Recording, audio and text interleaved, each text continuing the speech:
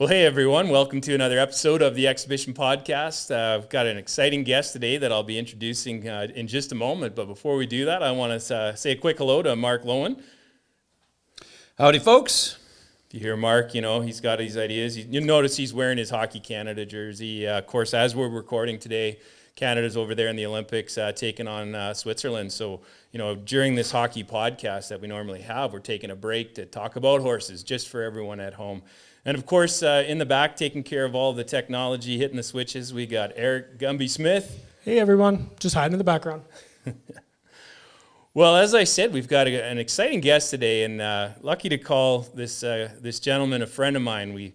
We're bringing on Geoff Hoar to talk about all of the different aspects of his life in the performance world, horse world, of course. We're going to dive back into his past. I don't know if Geoff knows that. We're going to talk about, what was young Geoff up to, and then we'll move forward to today. Still a young man, but Geoff, welcome to the Exhibition Podcast. Well, thanks for having me. So Geoff, one of the reasons I was so excited about having you on today is you are a very dynamic person. So if we talk about sort of your role within the horse world, I came to know you from cow horse, but what I've come to know since that time is that there's a lot more to that. We know that you're an NRCHA certified judge. Of course, you've got a ranch that you run, and we'll dive into that. You offer training clinics. Of course, you raise different types of horses as far as, cow horse, but I think there's other disciplines that you specialize in as well. There's just so much more. So we're going to get into all of that today, and I'm really excited to have you. So as far as my little introduction, did I miss anything? You want to tell us anything else? No, I think that was pretty good. I was pretty impressed with that. I was great. All right. Well, as it was really cool. It was just over a year ago, of course, we got to know you on the exhibition cruise with a bunch of our staff, and so you came along for that, and so we were able to have some cocktails and tell some stories, and that was a really great way to get to know you outside of the show pen, and that's when I learned so much more about you. But I don't know, do you want to start? Can we go back? Young Geoff, were you born on a horse? How did it all begin for you? Yeah, it was strange because, not strange that I got to where I am, but I never really thought this was going to be exactly where I ended up. We grew up on a mixed farm, East Innisfail. We had 4-H calves. We had, we were just doing our thing. And I kind of came into high school, grade 10 or 11. We kind of took up team roping and wanted a high school rodeo. So we weren't really horse people. Yeah. And so I had a good friend of mine, Shane Rieberger. I'd go out there and I'd go out Wednesdays after school, I think, and we'd go out in the school bus and we'd rope at night and kind of just learn. That's where we started. It was just kind of team roped, and bought an older horse and learned how to ride, pretty much rope. It was never, and that just was the start of it. It was just there. So with just an instant love, enjoyed all of the rodeo lifestyle? Well, yeah, it was just something I really kind of thought I wanted to do, and then it's like anything, what you don't know. Mm-hmm. So then what you do is you try to figure it out. And you want to do better, but you don't really know how to do better. But that was where it started, was just that. Well, it's such a good connection. We just had Chad Thompson on as a guest recently. And we came to know him through the team roping world. And he talked about that team roping is a way, a gateway drug to being in the horse world. And ironically, that's what planted the seed for you. So, as I said earlier, I came to know you through the cow horse side of things. So what was that transition like? Was that a bunch of years later, or was that a natural progression right out of the team roping? Well, how it started is I team roped, and then I went into college rodeo and just kind of kept team roping. And then it's kind of how, fate takes you a certain direction. You meet people along the way that you could never plan to meet, but these certain people come into your life and they just sort of take you directions. And one of the first guys that I'd met was a guy named Stan Murphy, and he had come from the Douglas Lake Ranch out in BC. Mm-hmm. And he was there for 30 years, and I knew his daughter through college rodeo, and Stan ended up moving I think 4 miles away or whatever. But see, he had the connections, the Pepe Sands and this and that. He would be the guy that near the end of his career at Douglas Lake, he was at the Quarter Horse Barns. So, I got to know him, but then, you hear names like Pepe San and Docalina, and you're just like, whoa, hey, wow, I don't even know what I'm riding when I go team rope, but he's got his head tied down, so it's all good. Yeah. And I met him, and then through him, I kind of met Bill Collins, and then through Bill Collins, I kind of learned more about the horsemanship side of things. Like I didn't really know what leads were or anything like that. But then I kind of started doing some ranch cutting is where it started. I did a little bit of that, and then not that it not snowballed, but it just kind of, this course took me, and I ended up, after cutting a little bit, ended up in the cow horse. Interesting. So yeah, so team roping. Now, as far as like the AQHA shows and stuff, I mean, that's still something that you participate in today, and you're exposed to a lot of different disciplines through that. Is that correct? Yeah. So the last couple of years, it's been good for us that a lot of the quarter horse shows are in Red Deer, so which is half an hour away. So we could go take some of our show horses up there, get him in the pen, and just sort of let him relax and do different things. Let him just do this, do that. Well, then all of a sudden that kind of took off in its own little course. And like the last 2 years, we were down at the AQHA World Show. Yeah. And I mean, this year, if I would have thought 30 years ago, I would have been top 10 in level 3 performance gelding halter. Yeah. You could have blown me away with a feather. But it's amazing how it just goes, and just you kind of get in. And I guess I've always loved horses, and the more you get in, you just love the different disciplines. Yeah. Oh, there's so much to unpack there. And, with a lot of the trainers that we've had on as guests, there's a point in their career where you get that special horse. Was there a special horse for you, or have there been many? Like, we can start with one and we can go down that path. There's been a few kind of memorable ones. Like, probably the first one that I remember doing good on was I'd won in 2007. I won the Canadian Supreme Snafflebit Futurity. Yeah. Yeah, and that was it was an Appaloosa. Well, it was an Appaloosa stud. It was sired by a quarter horse out of an Appaloosa mare. That was the only up to that or when I got Fletch.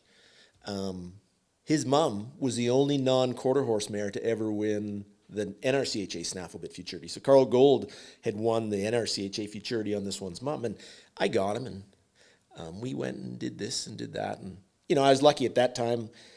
I was lucky enough that Jim Dobler and Heather McClevin had gone to some Appy shows around. So I got to haul, and they taught me a lot, like going places, this and that. And we went to Washington and a few other different places, and learned a lot.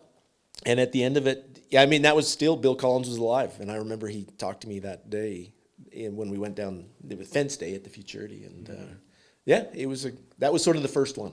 Yeah. And along the way, there's been other ones. Can you just expand on the horse you just called Fletch, please? Acquiring minds need to know if that name comes from where I think it came from. Yeah, so it's I'm a boot scootin' dooley, and he was Jim. How I believe it, Jim and Heather had gotten the mother out of the in foal with Fletch. They'd brought him up and foaled him out, and it was funny. The customer I had at the time, we were looking at some other horses of theirs, so we'd bought. Kind of spoke for a different one. And that fall, I was lucky enough to go down with Jim and Heather to watch the Snafflebit Futurity in Reno. And there's a lot of time to kill between Red Deer and Reno, right? So you get talking this and that, and I said, and you're with Jim. I mean, yeah. I actually think this one. I think I got this one kind of more through Heather. Okay. Jim was sleeping in the back. I took my 30 minutes of driving up front. Well, he had a nap out back or in the back of the truck, but. Got him and was just lucky. He just kind of came along and was a good horse. I mean, he was good for me. I mean, you get that first one. I don't know when I started showing. I think probably in 03 or 04 maybe. That's from what I remember. Just some 500 limit class stuff, and got a chance to get this horse, and it was pretty good. We'd won the Supreme in Red Deer, and then that fall went down to the World Show in Fort Worth, and he was the junior cow horse champion at the Appaloosa World Show. That's awesome. So you remember those horses? Yeah, that's it. Those are the ones that kind of got you to this spot. Yeah. Well, something that I know is I feel like it's unique. I mean, I haven't met a ton of trainers out there, I know a lot, but you went to school. Yeah. And like I'd sort of said earlier, this was never like when I was 15 or 16, my life goal was to be a horse trainer. No. I went to Red Deer College. I still kind of rope there, but I got to start out in commerce. Yeah.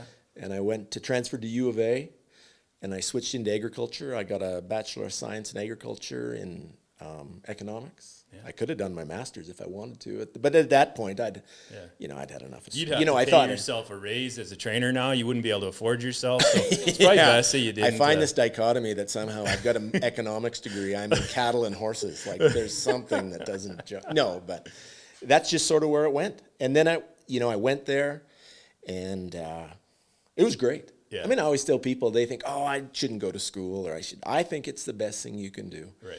And whether I remember a lot from school, I mean, a lot of my economics is, I just learned how to draw graphs. I mean, there's supply, demand, there's all this stuff. Yeah. But what you learn how to learn. Mm-hmm. You meet people, you network, and I think that's the biggest part of it all, is you just, Well, and if you're going to get into the cow horse lifestyle, I mean, you also want a little bit of partying at school. Like, there's some value in sort of getting your feet wet there, no? Oh, yeah, I was an Aggie. Oh, yeah, we were, bar none. I went once to egg bag drag at U of S. Once was enough. But I loved it. I mean, it's like anything. I thought it was great. And then it was just it was good. Yeah. Glad I went. Yeah, I feel like from the conversations that we've had before, like there's just these hidden gems that those seeds were planted for you a long time ago that they help you out, right? I mean, I think everybody knows, like, being a horse trainer can be tough as far as like the finances of it and that go.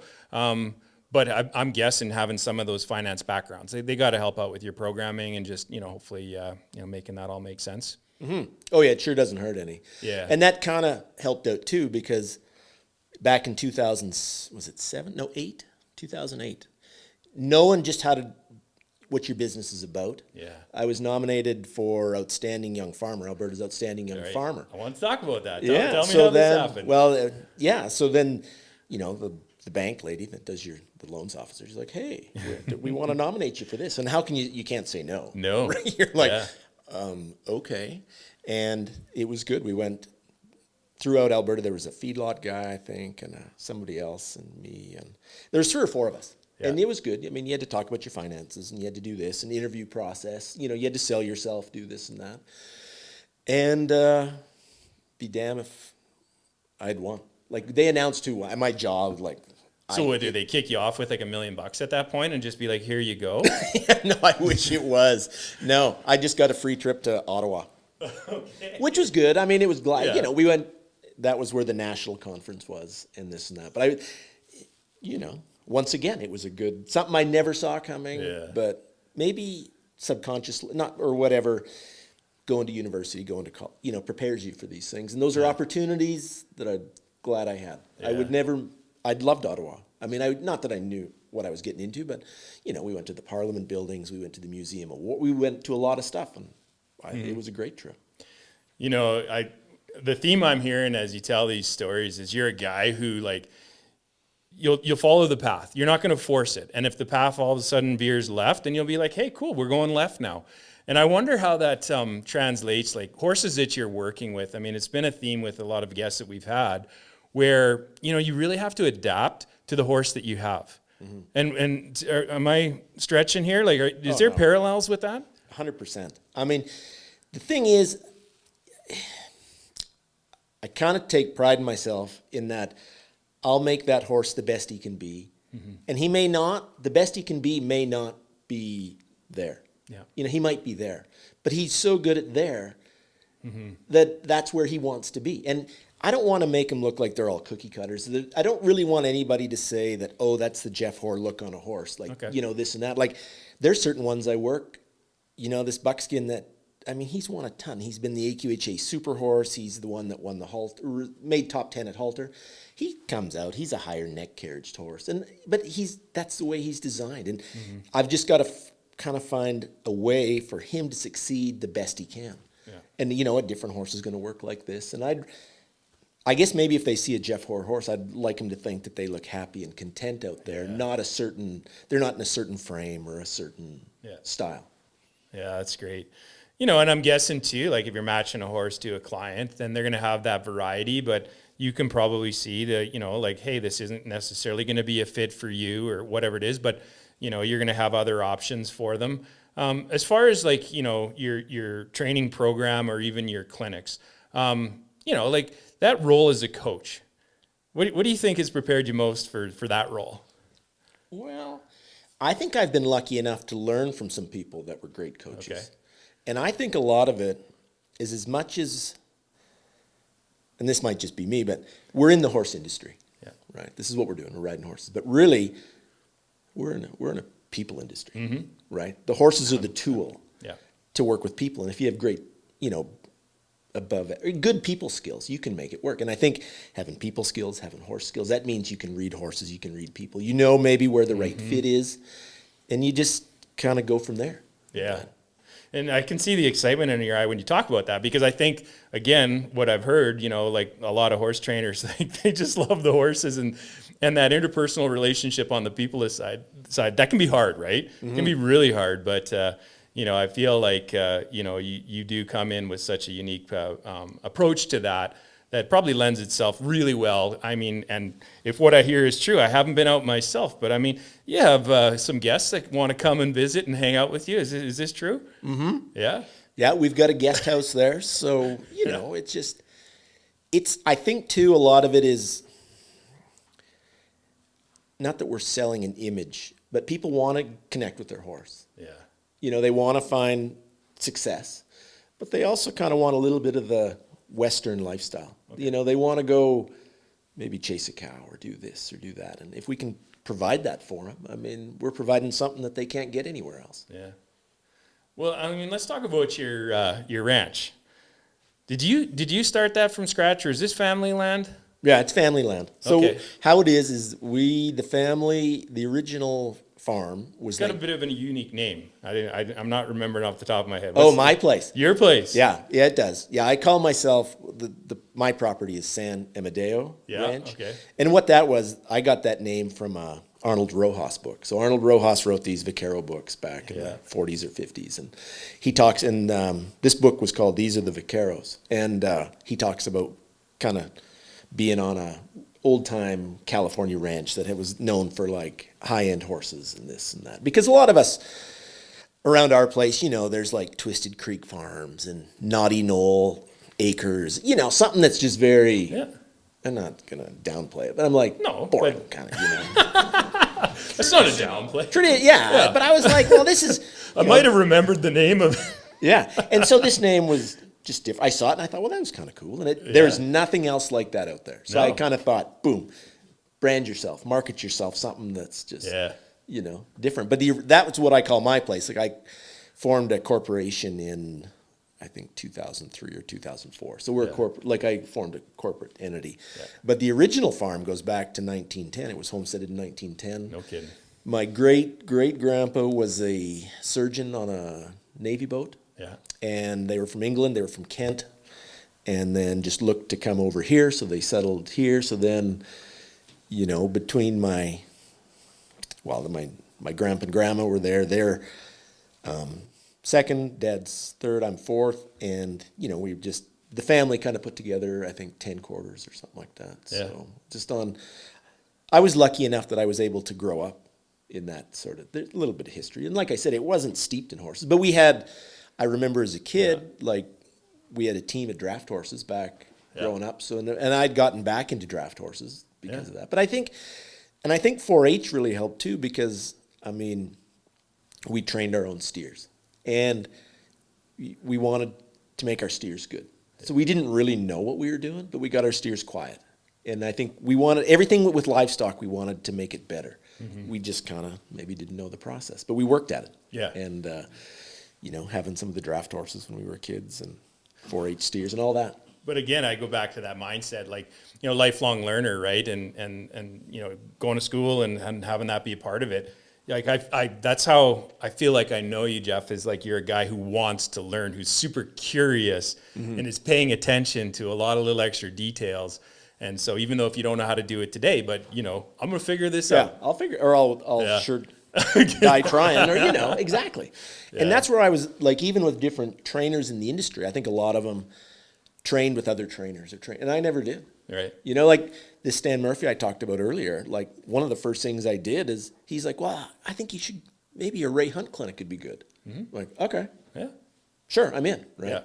So he knew some people that ran the gang ranch out in BC. So Larry Ramstead. So he's like, hey, I phoned Larry. You can go up and stay there and go ride with Ray Hunt. Okay, you're young and you're dumb. You don't know what that really entails. Yeah. Up there I go.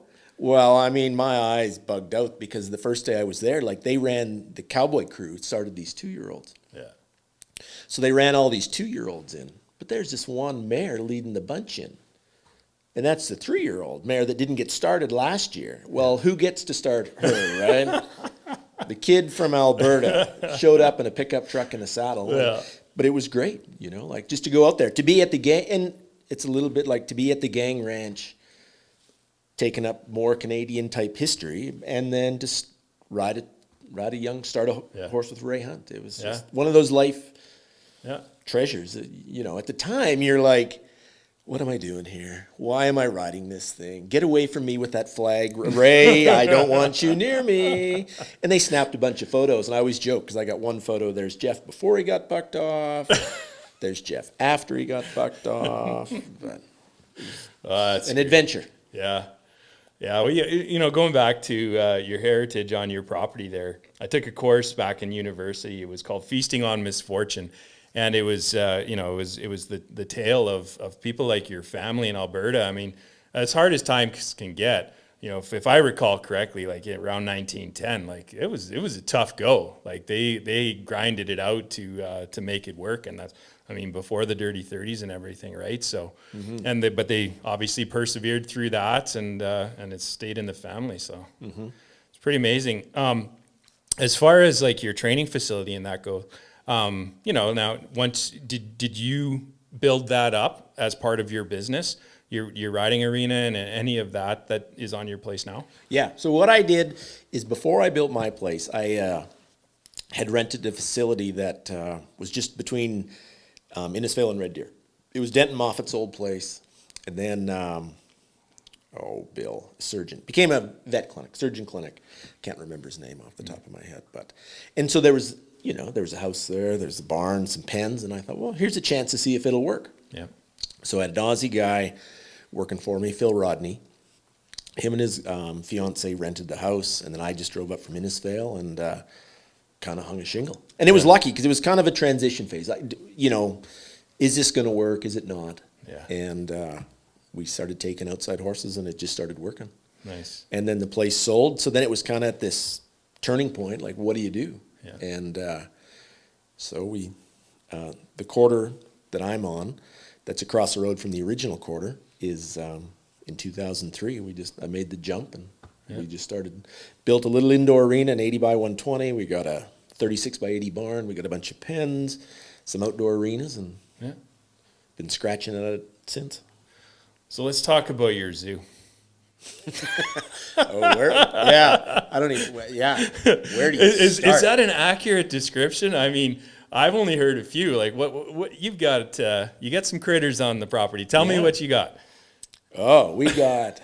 Well, probably the piece de resistance is the beefalo. The beefalo. We got Buford, the buffalo Hereford. So, how that started? And he's massive. So if you see him now, like I'm 6'1", and the last time I got close to his withers were taller. Like he's just this mammoth, this thing. But he's pretty cool. I mean, he's his own deal, and he has his own story. Is that I was working some friends' cattle, and I had some buffalo there. You know, I was working some buffalo, and then I was able to get some cattle too, and just working them. And I didn't back at the time. Like right now, we usually just use my cattle. Like I can find a way to own cattle, to work them, to find different ways. But back in the day, I was just, yeah, sure, whatever. So these were some purebred Hereford cows, or going to be first calf heifers.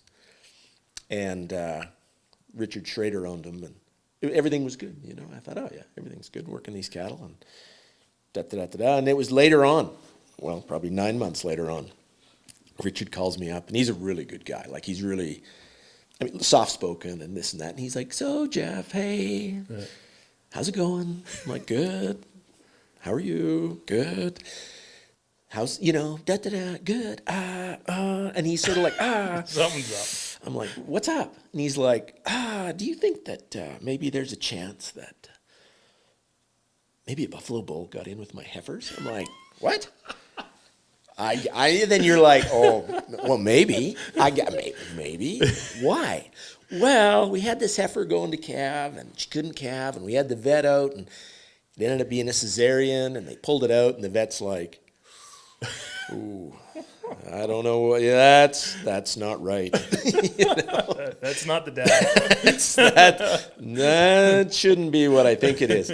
And so I'm like, oh, okay. Oh, maybe it could be. So then it was funny that fall, Richard brings it out and drops him off. And, I bought the calf at market value, paid for a cesarean section from the local vet, and now I have Buford. So how many years ago is that? God, that's got to be 12 or 13. I should have checked. I don't even know what that is. Yeah. But he's around, and we had him. We halter broke him, and we rode him a couple times, and no kidding. This and that. It was. See, that's why I'm not coming out to your place. You'll probably put me. I'm gonna be that guy that you in your earlier story. Oh, sure, yeah, Dave, yeah, jump on that. Yeah, he'll be fine. He don't buck. Really friendly. Yeah, and slow. Yeah, and so we did that, and then he's sort of the one. But we've got like some Highlands there, and we've got this and that, some draft horses. Yeah. We got a Basset Blue Heeler dog. He's part of the circus. Yeah, yeah, he's pretty famous. What a cool dog he is. But yeah, well, that and you talk about the draft horses. That's what you do your sleigh rides with in the wintertime. Mm-hmm. So yeah, I don't know. I hear all these stories. I got to get out, and experience some of these. I Not coming from the farm background, I was offered one time when my girls were young that would they like to help raise some pigs, and this was from Ron and Marilyn Anderson, and I thought, oh geez, the girls would really like that, and so I offered to them. I said, hey, would you like to help raise a pig? Oh yeah. And okay, I'm gonna call mine this, and I'm gonna call mine that, and so I tell Ron. I said, "Oh well, the girls have already got names," and he says, "No, yeah, no, can't name your food." Yeah. So I had to break it to the girls. I'm like, "Hey, you can't name your food," and the look on their face, they had no idea that that's what they were doing. And so, anyways, that was the end of the farming in my family. But yeah, so I think of them because talking with Shauna and that. She's often said my daughter Danae was over in Scotland and saw the hairy coos there, and then of course you guys have your Highlanders, so got to get out to visit them. Yeah. Yeah. What role do they play? Like on your farm? Strictly pasture ornaments. Just pasture ornaments, eh? Yeah. Eye candy. Do you get a lot of people stopping as they're driving? Oh yeah. And we've actually sold a few. And the thing is, at first they were just kind of a fun little thing, have them around something, but. There ended up being a little more demand for them than I thought. We can sell the heifer calves like that. They're gone. And there's a little boutique meat market down at Hartel, and we've sold a steer or two there that some of the meat ends up the same pricing as high-end Wagyu beef. There's a percent of the population that just loves Highland beef. So. Yeah. Well, we're going to take a little drink break because it's hard for us to chat all this time. Yeah. But we're going to come back. I want to connect my next question for you to the young, talking about my kids and the youth side of things. And I'm sure your place is. We'll come back to that in just a moment. Okay, sounds good. Yeah. So just as before we had a little beverage break there, I wanted to talk about youth as far as the training side of things.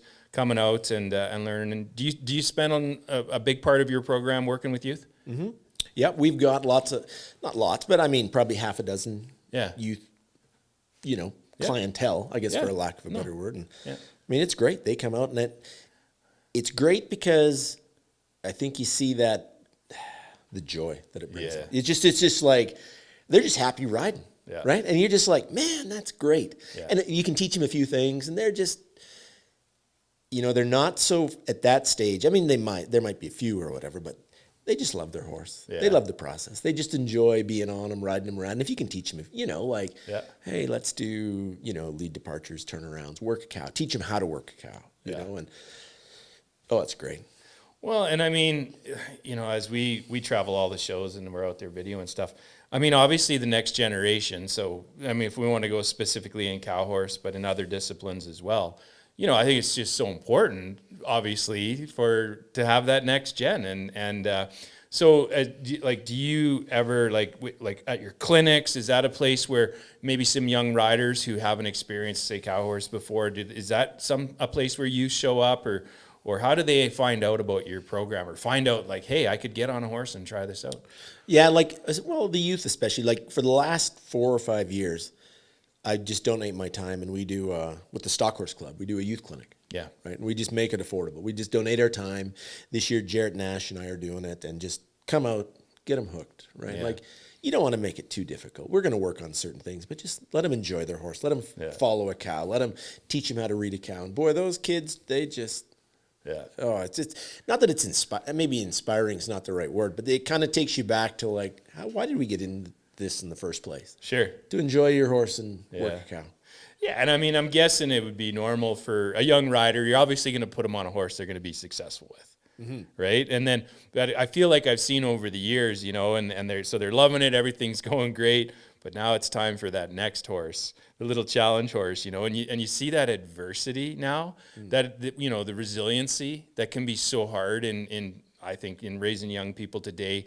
We coddle them a little bit, the helicopter parent, all of that. But it seems to me like, the resiliency skills required in being in the horse world, like what a great learning opportunity. Oh, I mean, and I always say too, like you go ride a horse, work a cow. It's like the greatest humbling experience you can have. And I think that's a skill that people can learn right away. Like it can't always go perfect all the time. Work at it, get better, put in the time, do your homework, and the results will come. It's just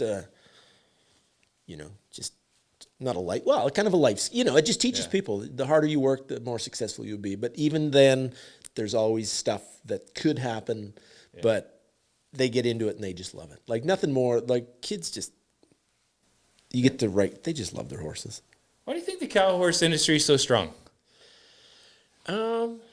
I mean, first off, that's my my opinion. So, would you agree that it's strong? I think so too. It feels strong. Yeah, I mean, some of our shows we put on, we're getting 130, 140 works a day. Like at first, we wanted to try to grow the sport, and now it's grown to a level where and I don't want to say we're trying to maybe maintain it.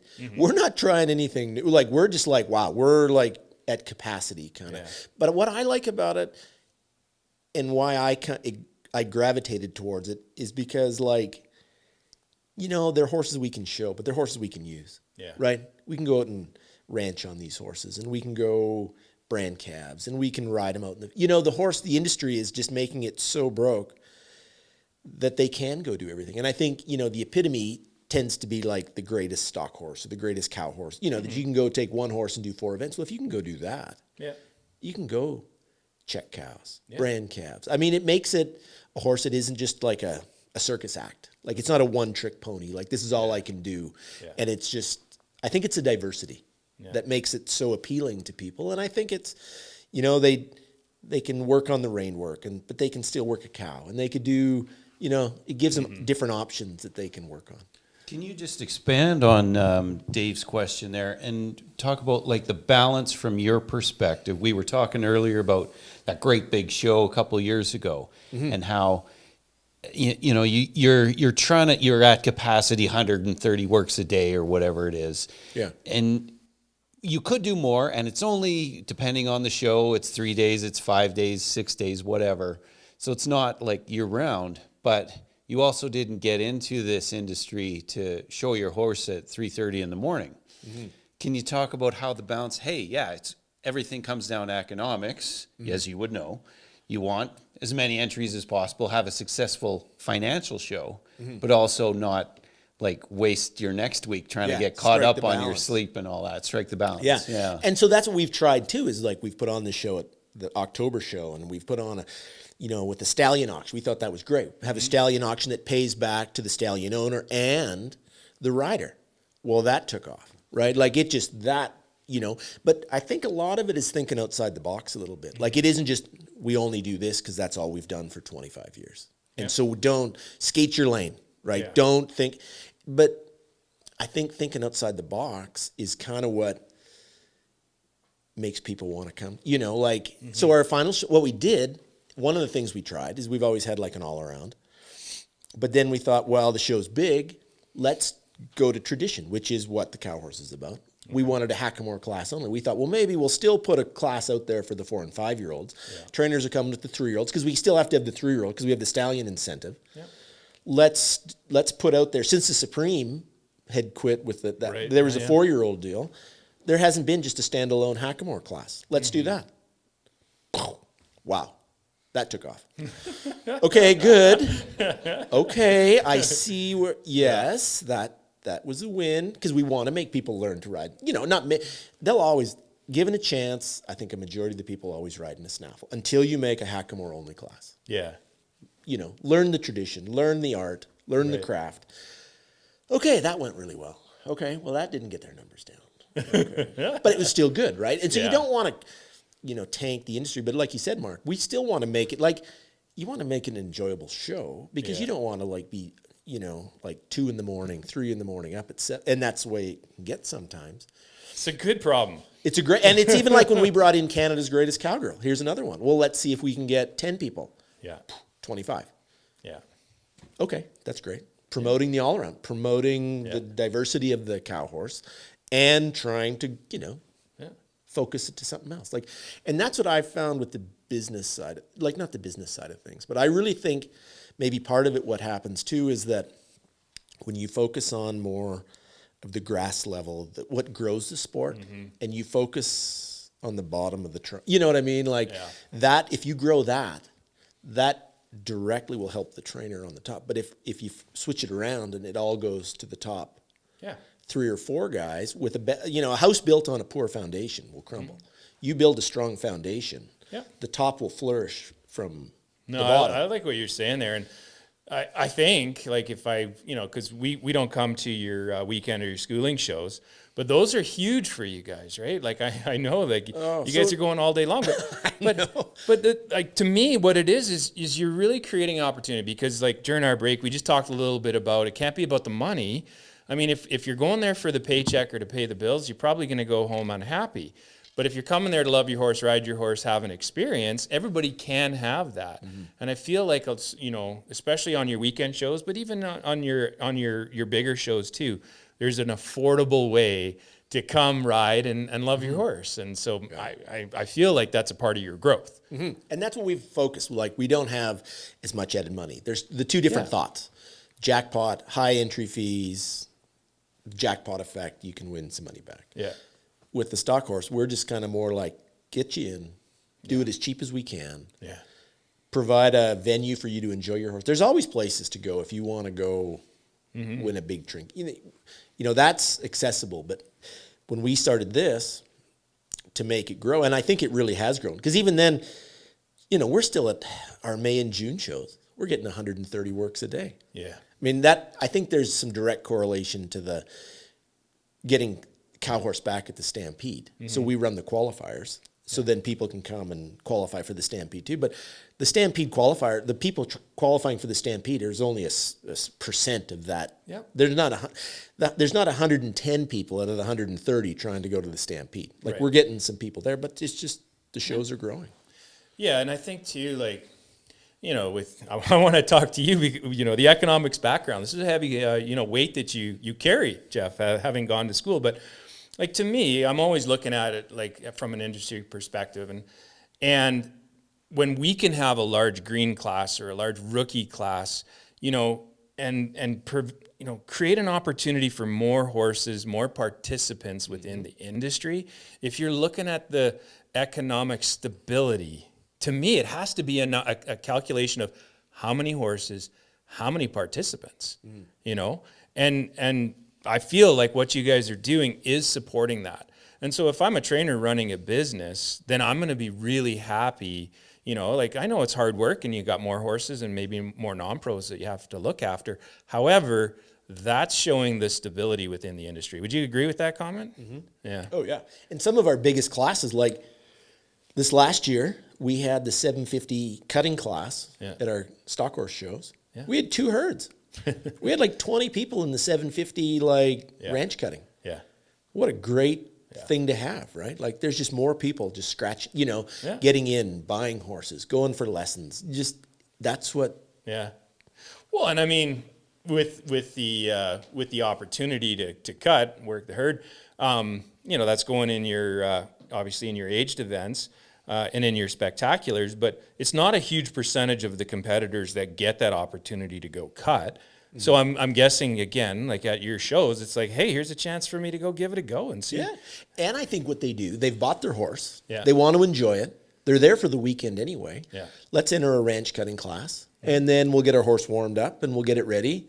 Probably tone some of my nerves down as a rider. And then we'll go in the 2,000 limit class, whatever. There's a lot of people that'll cross over. Yeah. And it runs well for the show because, financially for the show, the cattle in the cattle are paid for in the cutting. Yeah. And then every time we run one into the whether it's boxing, the fence, whatever, the cow horse classes, Yeah. that's where it just generates the income stream. Yeah. No, and that's what you have to do. And, again, talk to a lot of people because, I want the industry to be strong. That's a big part of what we do in our video work, and like when we're traveling, halfway across Western Canada here to go to a show, there's a certain number of runs that we need to see. And so, we do pay attention to these, but no, I appreciate that, you guys are doing such a great job. You're doing such a great job of creating something that people want to and love to come and do. And that's a measure of success. If you don't mind, like a lot of our listeners are coming from the reining side. I mean, that's where we began with our podcast promoting our reining show. But it seems to me that the reining has become like just unbelievably important to the cow horse. And so a lot of people, like, I feel like when we got back into it, when we were introduced back in the Canadian Supreme days, that, you did the reining, but you won on the cow. And I'm sure that's still true. But is there a greater focus now on that reining pattern? Oh, I think it's just human nature, the competitive side. Yeah. Everybody's, whatever they can do to get better. Yeah. I remember been in World's Greatest Horseman twice. And the first time I went down with John Swales. And he was like, kind of back. And it was even then, so that was 16 or 17, somewhere in there. And he was like, it just kind of takes 70s across the board. And you'll get in the finals. Yeah. Not now. No.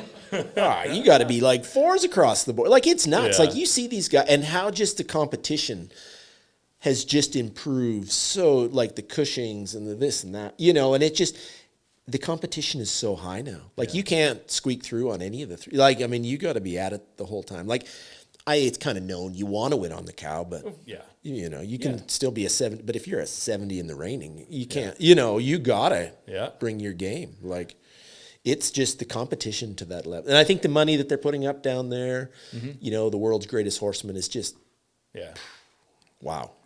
Like, those horses are amazing. Well, and I mean, have you seen, you talked about your stallion auction and the breeding side of things. So over the years that you've been in the industry, like, is there an evolution on the breeding side that's happening for the cow horse now, would you say? Or is it, kind of traditional still? No, I think it's really, the people are really stepping up to buy. A lot of what we see in the cow horse, like, there's going to be, I think, some of the reining influence. Like, it's pretty common to see like a Shiner's Voodoo Doctor or something like that. But boy, they're, metallic cats that do, they're really breeding high-end cutters that can lope. Right, okay. A lot of it, I think, it's got to be, you see, like, from when I started, it was kind of like, you could go by, but anymore now, I think it's like the rate, a 70 10 years ago you got to be a 73 now to play the game. And your horse you had 15 years ago, maybe you need to, it's just, people are working at it. Well, you're throwing out numbers, so to me that's a transition into the judge side of things. So when did you decide you were going to get your NRCHA judges card? Oh, I got mine not a long time ago, but it was way back. We had the judges school back in Red Deer, and we had Bill Ink come up, and that was Les Timmons and I got our cards. Yeah. That dates me a little bit. It does a little bit. That was back. I'm just surprised Les got his card so late. Not that, you know, you Well, got yours really young, but. Yeah, he had his before, but I think he had to recertify. Okay. So we were up there. Up to that point, like a lot of there was like, I think, that we only had a couple judges up here, you know, and they just used them back and forth.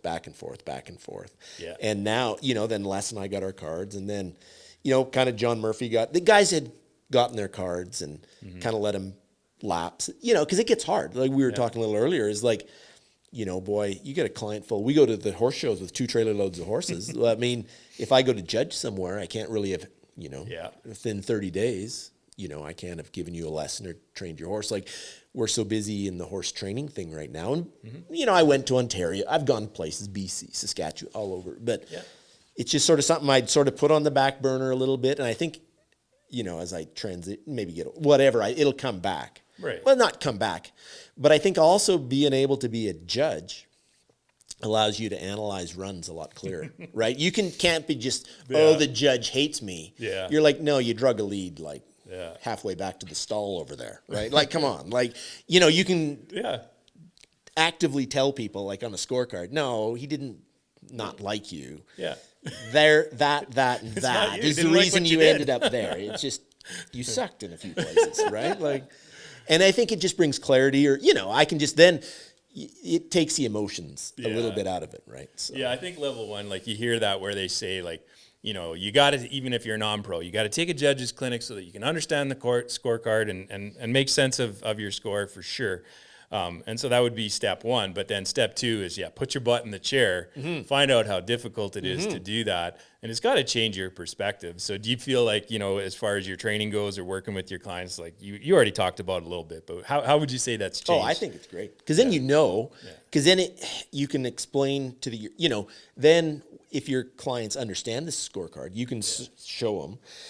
But a lot of them have already videotaped it anyway, unless you guys are there. I mean, unless HD2 isn't there, we can go airdrop it or whatever down to your deal, and you can explain it to them, and you can just be very clear and concise. Like, hey, no, that was a 1-pointer there. That caused you a 2-point, you know, there's a break again. This, whatever it happens to be.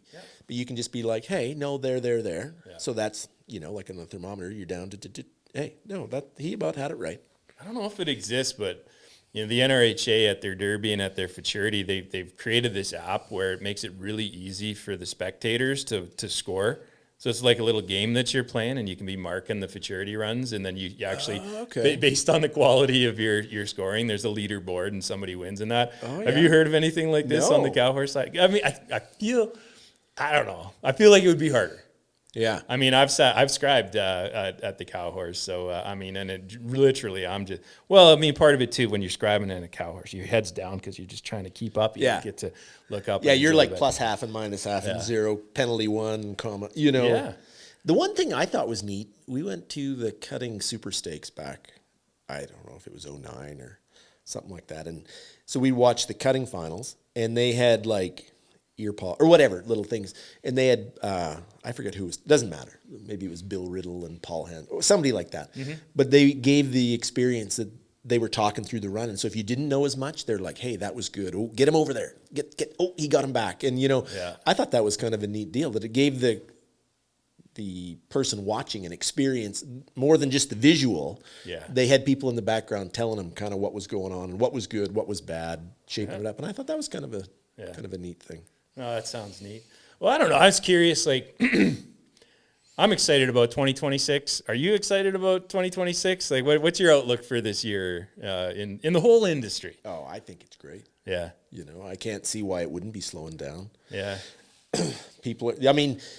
We've maintained a level at some of our shows that we thought was maybe unattainable. Yeah. And I think it's, you know, just one of our first points that not sets a tone for the year, but like our stallion auction was like 60,000. We were expecting 40. So it just, not that that's a gut, but it gives you, what's the level of interest in, you know, if up goes up, people are down, 25,000. Ooh, maybe there's not much interest. No, it's true.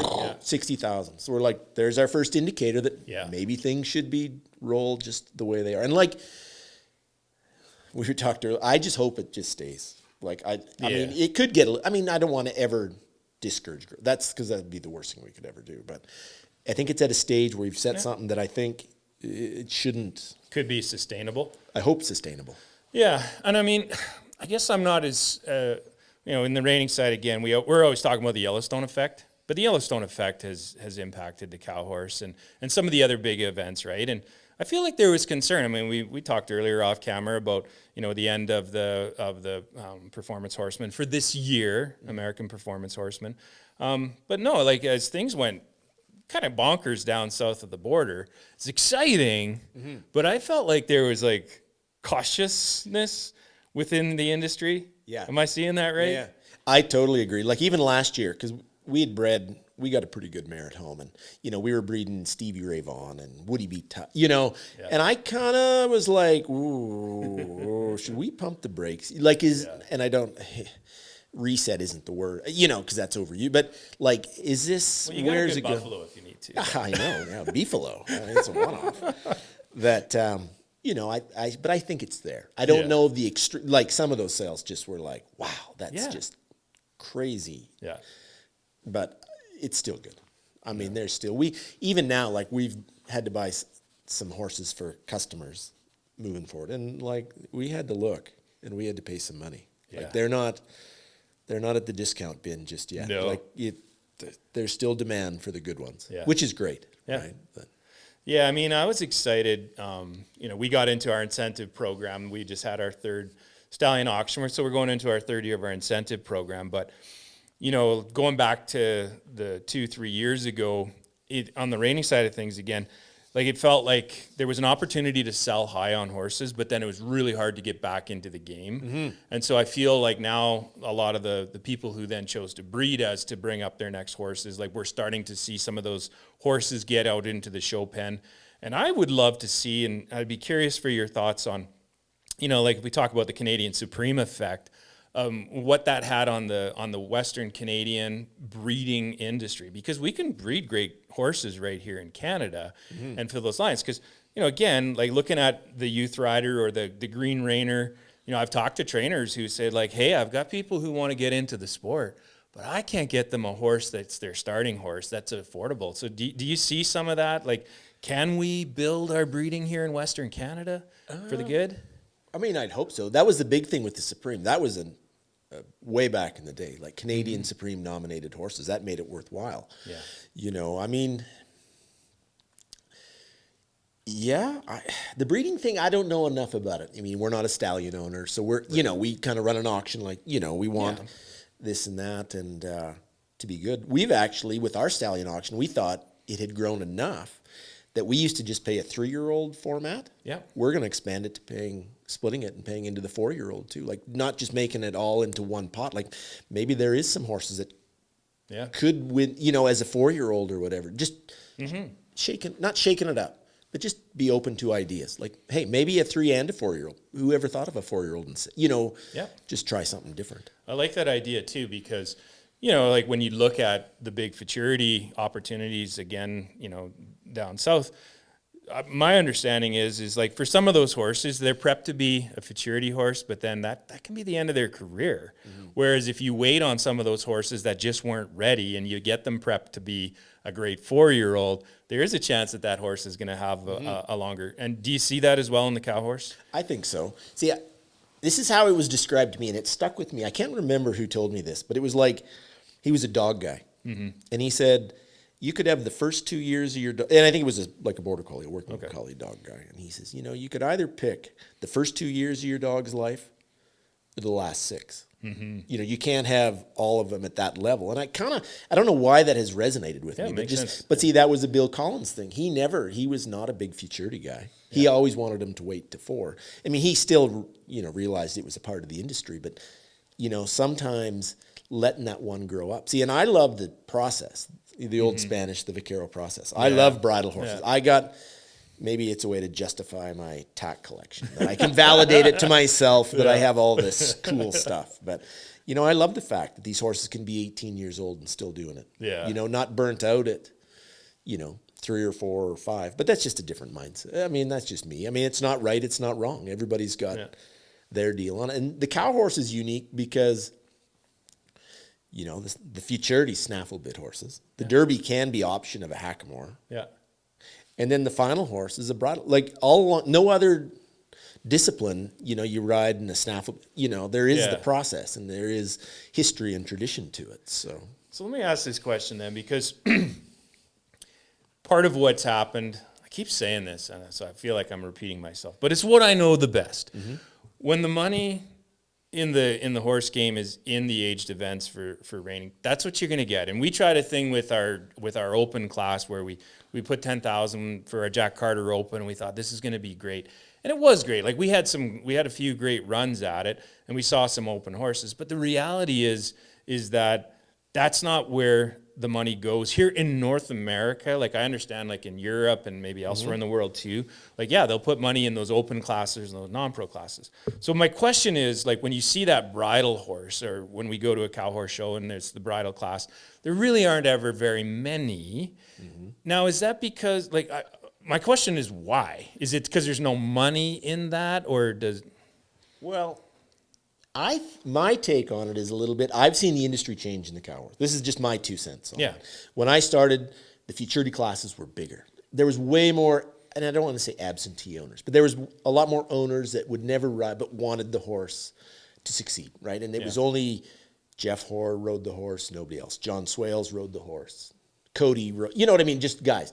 But I see now, as the things change, that I think if somebody's going to come in and spend $100,000 or $120,000 or whatever, they want to ride the horse.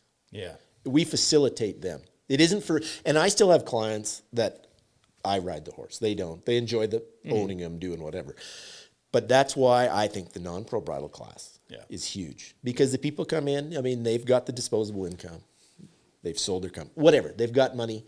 They want to ride it. Right. And I think that's where it goes. Our non-pro bridle classes are huge, but that's because they want to ride the horse. We facilitate it. I go back to we're in the people business, training horses. Well, that's why, you know, the non-pro, the bridle class, that's one of our biggest classes. Our youth can be big too, but I mean, our non-pro bridle, you know, and I think that's what we need to facilitate. That makes sense.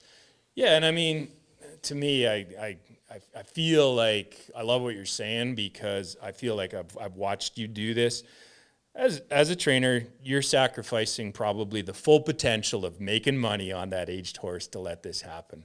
But you're doing it for the right reason. It's not about the money. It's about what's right for the industry. It's what's right for the owner of the horses. Am I picking that up? Yeah. Yeah. You know, a horse that stays sound longer, stays in your program longer. Yeah. You know. I want to connect what we were just talking about there to the Calgary Stampede, because I guess, you know, I would love to hear your comments on, you know, for those cow horse competitors that are coming there. And I know that you've been there for the last couple of years. Is this the third year or the fourth year that you're going into now, since coming back from COVID? I guess think it's going to be the fourth. Is this the fourth year, right? You know, 3. We've had 3. Yeah.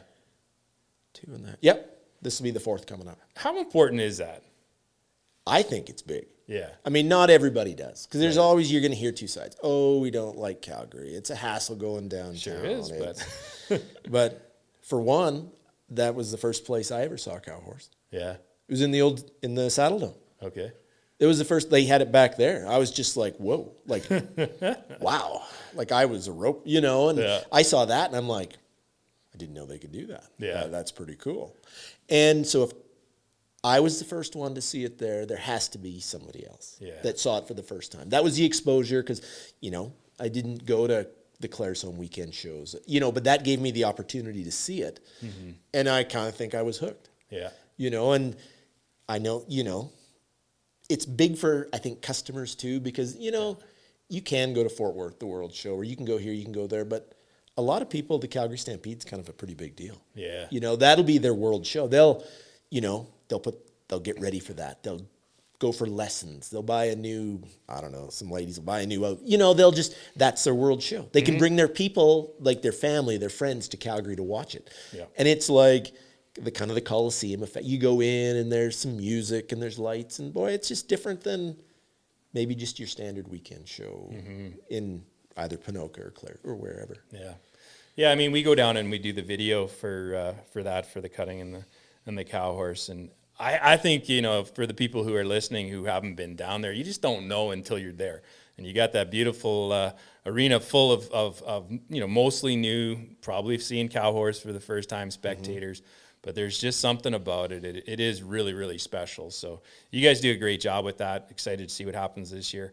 I don't know, are we able to talk about the showdown and you judging the showdown? Is that, Yeah, you bet. yeah, so tell me about that, because I mean you're coming in to judge that. Are you excited about, you know, sort of it's built around the American Performance Horseman, and you know, we're going to have a big day there on the Saturday. What are you excited about? Well, I think just to see something new. Yeah. I mean, I love the fact that people are trying to do something new, refreshing, you know, this, that. I mean, I think that's what the industry needs. It's just not a shake-up, but just try something new. Yeah. And, I mean, I'm just there to judge. I'm one of 3 guys to judge the cow horse. And I just glad that the guys are trying to do something new for the industry, and we'll see we'll see how it goes. It's going to be interesting to see the reining cutting cow horse community come together as well, because I mean, since the Supreme, which is years ago now, you know, to have that same crowd under the roof appreciating and seeing all the disciplines, that's going to be exciting as well. I think so.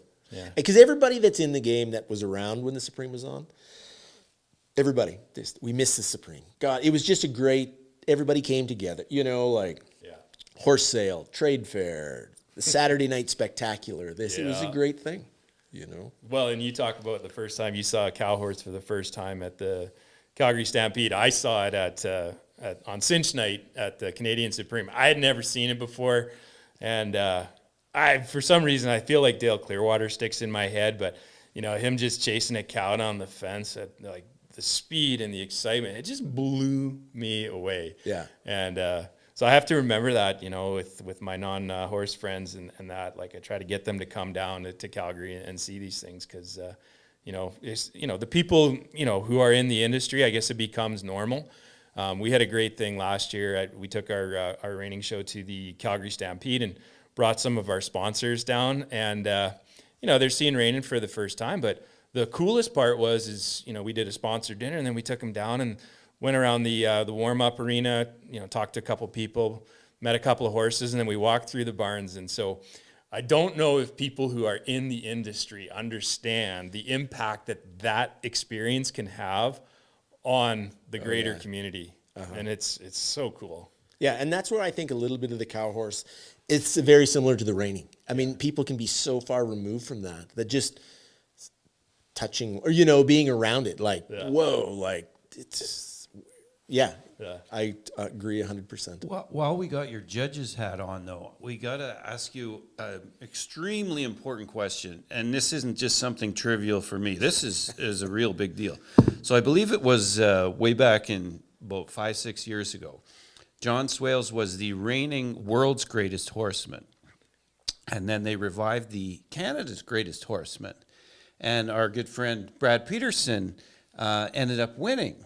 And in so defeating the world's greatest horseman. So, like, does that give him some sort of, like, universe's greatest horseman title? Like, what is the official judge's ruling on a situation like this? Oh, we'd have to have a judge's review on that. Well, I'd have to consult the book. I don't know how it goes in the universe. Yeah.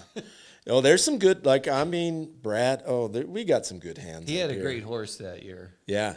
I mean, and Ronnie Swales laid down one of the greatest fence runs I've ever seen at that Canada's greatest that year as well. So yeah, and great I think stuff. It's some of those contests. It's a little bit like Calgary and like the Canada's.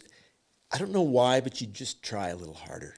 You know, like, not saying you don't try on the weekend, but there's something when you get into it and somebody goes and, you know, there's a 74. Ugh, hold my beer, you know, kind of effect, right? And you just get going and, but good hands and good runs. And I think that's what, it just gets going. The adrenaline gets going, and then you're just like, you can't wait to go out. And some of those Supreme nights, like, you could feel the crowd getting, and you couldn't wait to get out there. Yeah. You know, like, that was the highest mark I've ever scored, was like marked a 152 down the fence at the Supreme on cinch, you know, or I think it was whatever it was, Well, cinch yeah. night. What I can't remember. It if became cinched when we were there, but I mean, Yeah. the Supreme was around long before we started you know, covering it. but with you video. just felt it was amazing how you just fed kind of off. Oh, yeah. Energy, and you just didn't. You know, it just created its own little energy source, and just Yeah. it tried harder and harder. And No, it's competitive nature.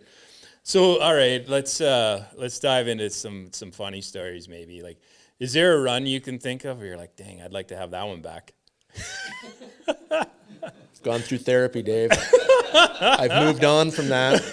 I didn't think you were going to bring that up. Oh, I don't know. There's some that you're just like, what went on there? One I do, actually. Yeah, I joke because that was the same year I'd done really well. I had that 152 run Yeah. at the Supreme. I'm pretty good at this. I think I got this figured out. And we went down that year. We went down to the World Appaloosa show. There was Jim and Timmons came down, and there was a bunch of it. And I'd never shown in the Will Rut. You know, it was kind of like, whoa, it's a big deal. And you get down there, and it's a little bit different shaped. It was like an oval shaped. You know, we weren't used to that. It's like kind of what Calgary is now. Yeah. So I go down there and do my rain work run, and they kind of run in this Brammy type thing, and whatever. It didn't really matter what they ran in. And I don't know. I got caught up in the moment, and I was boxing, and I was going down the fence, and boom, boom, boom, boom, boom, and I turned the cow at the reining marker. I didn't even get halfway down. I got halfway to halfway. Like I just rounded the corner, turned my cow, turned it, circled up, and I was like done within like. So he's joked on the way home. So how'd that run go? I got halfway to halfway and had my run done in like the shortest amount of time ever, you know. And I was just like, not that I just went to Ponoka to do that. I had to go to Fort Worth to just get a run done. I had my cow horse run done by the time I got to Mark over there. You know, like, Sounds like you got 4/5 of 5/8. yeah, it was just like, wow, way to really read the room there, Geoff. Way to just. I don't know if anyone's doing the math home, but yeah, we had a hockey guy who used to talk about 4/5 of 5/8. Turns out it's half. Yeah. I don't know. And Yeah. you had less than half, so you Yeah, didn't. I You didn't wasn't quite even get halfway to 4/5 of halfway. 5/8. Yeah. So what do they mark you on that? Don't know. Didn't matter. I don't want to remember. I don't want to remember. Not enough. Not much. Not enough. Not enough. Oh, that's great.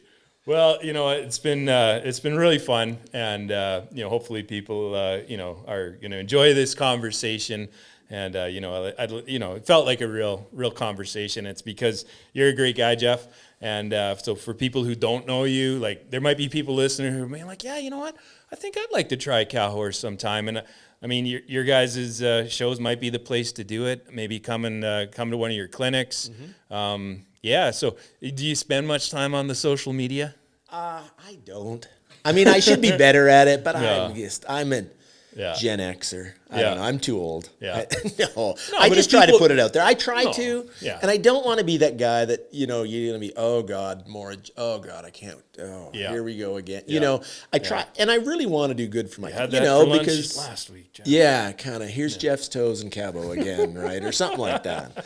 But Spend a lot of time in Callaway. yeah, but I just and I should do it more because I've got great clients, and I think they appreciate it too, and Yeah. they put a lot of work in. But it's important to the industry. But is that it? Like, if people want to reach out to you, Oh have yeah, a I've question got an or something Instagram like that, account or you'll a Facebook respond. That's a account. good way to go. That's probably the best. Yeah. So Well, great. Well, hey, I hope you have an incredible 2026. Good luck at the showdown, and good luck throughout the all of your shows.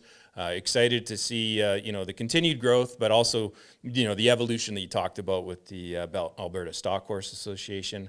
I'm going to come out to your zoo and get to meet some of these characters who I've now heard you talk about. And thanks again, and we'll look forward to having you back sometime. you bet. Thank you.